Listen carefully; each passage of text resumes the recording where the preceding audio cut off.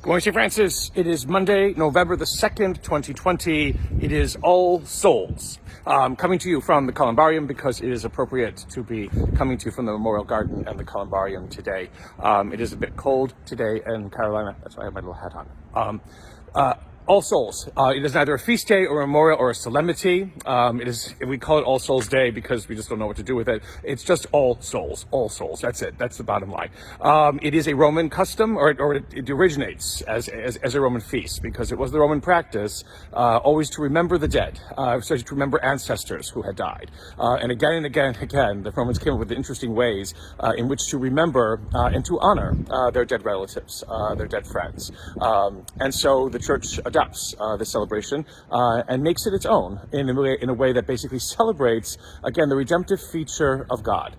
There are a variety of gospels that can be used today, most of them that are used at funeral liturgies, so it's important basically to take a look at what today represents and what it is. And that is basically always, again, the thing that I've stressed before, we have a future. And we have a destiny. We have a life that follows after this. What awaits us in that life that follows after this is yet to be known to us.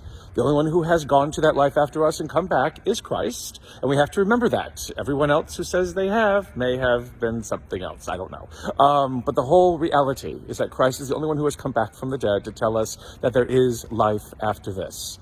Again, how we respond to that life that comes, how we respond to the God whose arms open in embrace and in love of us when we move from this life to the next, yet is yet to be seen, is yet to be realized. Because there are perhaps many of us who would still fear the ability to be loved after we leave this life, who fear that there can be any hope or peace in a life to come after we leave this life.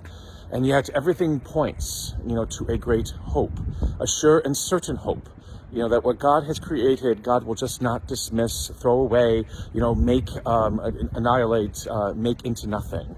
What God creates in us, the image and likeness of God, needs to go on, needs to be maintained, or else God and God's creative ability is somehow short-circuited or somehow is not complete enough in itself.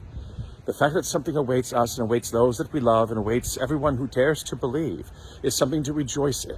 So this is not a day of sadness. It is not a day of mourning. It is not a day of grief. It is a day in which that sure and certain hope that we find ourselves in, that we immerse ourselves in as believers, is given one more glimmer of light, is given one more chance to become real in our lives. Without sure and certain hope, we can only basically fall back on to despair and hopelessness and all those other kinds of things that undo us as human beings.